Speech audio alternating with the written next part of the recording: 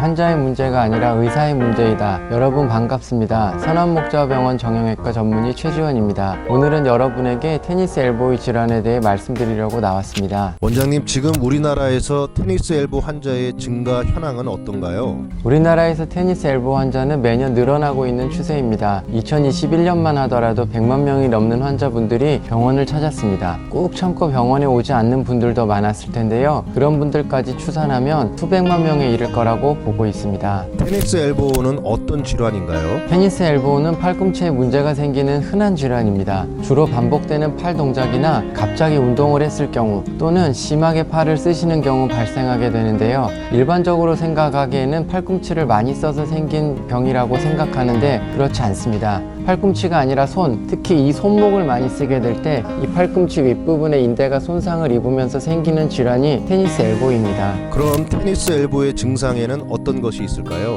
테니스 엘보의 증상을 직접 확인해 볼까요? 지금 손가락을 펼치고 손목을 위로 펼쳐 보세요. 여기 손목 근육들이 시작되는 지점이 어디냐면 손목이 아니라 여기 팔꿈치 바깥에 튀어나온 부분입니다. 혹시 여기가 아프신가요? 그럼 테니스 엘보를 의심해 볼 수 있습니다. 손목을 많이 쓰게 되면 여기 팔꿈치 바깥쪽 힘줄에 염증성 질환이 일어납니다. 이를 상완골 외상과염, 쉬운 말로는 테니스 엘보라고 합니다. 테니스 엘보는 주로 어떤 식으로 통증이 오게 되는지요? 초기에 오시는 분들은 가만히 있을 때는 괜찮고 일상생활에도 큰 무리가 없습니다. 그런데 근육을 쓰는 특정 동작에서 통증이 느껴집니다. 이렇게 팔을 비틀거나 테니스를 직접 치거나 물건을 들어 올리는 동작, 옆으로 치우는 동작들이 팔꿈치 바깥 힘줄에 영향을 주는 동작들입니다. 이때 여기가 찌릿하면서 전기 오듯이 통증이 오기 시작합니다. 그러다가 점점 더 악화되면 양치질하기도 힘들고 머그컵 들기도 힘들어집니다. 악수할 때 아프다는 분들도 계시고 머리카락 넘기기도 힘들다는 분들도 계십니다. 심지어는 자동차 열쇠를 돌릴 때 괴롭다는 분들까지 있습니다. 진짜 심한 분들은 젓가락질도 못하고 포크를 사용해야 하는 지경까지 갑니다. 그 상태로 오시는 분들이 저희 병원에도 꽤 있습니다. 그렇다면 테니스 엘보의 원인은 무엇일까요? 테니스 엘보는 반복되는 손목 동작으로 팔꿈치 외측에서 힘줄의 미세 파열이 일어나게 되면서 시작됩니다. 일부 힘줄이 약간 상한다고 하는데요. 이런 염증 반응이 악화되고 심한 통증으로 나타나게 됩니다. 테니스를 쳐본 적도 없는 경우에도 팔꿈치가 아픈 이유가 무엇일까요? 오래 쓴 밧줄은 사가 있죠. 사람 팔의 힘줄도 마찬가지로 많이 쓰면 밧줄처럼 삭게 됩니다. 몸은 어느 정도 쉬면 회복이 되지만 회복되기도 전에 계속해서 반복되는 동작을 하게 되면 밧줄이 약해지듯 힘줄도 조금씩 사가지게 되고 손상이 일어나게 됩니다. 이렇게 되면 당연히 퇴행성 변화를 동반하게 됩니다. 보통 젊은 분들의 경우 테니스 엘보가 잘 생기지 않습니다. 그런데 40대를 넘어가면서 일을 많이 해야 하고 회복력은 떨어지게 되면 급격하게 통증이 증가합니다. 보통의 경우 병원에 오시는 분들 90% 이상은 쉬면서 적절한 치료를 하면 1년 이내에 회복될 수 있습니다. 그런데 문제는 직업적으로 계속해서 특정 동작을 반복할 수밖에 없는 분들이 있습니다.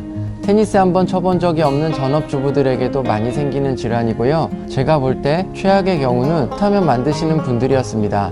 그리고 요리하시는 분들의 경우도 많이 있을 수 있고 맨홀 뚜껑을 계속 들어 올리시는 분들도 있을 수 있습니다. 그런 종류의 일이 아니더라도 손목을 반복적으로 쓰실 수밖에 없는 분들이 테니스 엘보에 걸리기 쉽고 재발이 흔하게 됩니다. 직업상 쉬지 못하기 때문이기도 하고요. 관리가 힘들기 때문이기도 합니다. 초기 환자에게 적합한 치료 방법은 무엇인가요? 초기 환자분들의 경우 제가 권해드리는 치료법은 손목의 사용 습관 개선입니다. 앞에서도 말씀드렸지만 테니스 엘보의 원인은 잘못된 손목 사용입니다. 그러니까 손목 사용 습관만 바꾸어도 초기 정도라면 쉽게 개선될 수 있습니다.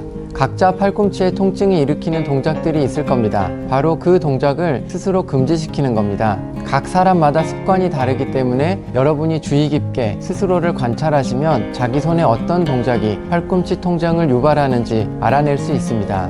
그 동작을 피하시기만 하면 됩니다. 통증을 일으키는 동작을 4주 이상 금지하면 팔이 휴식을 얻을 수 있습니다.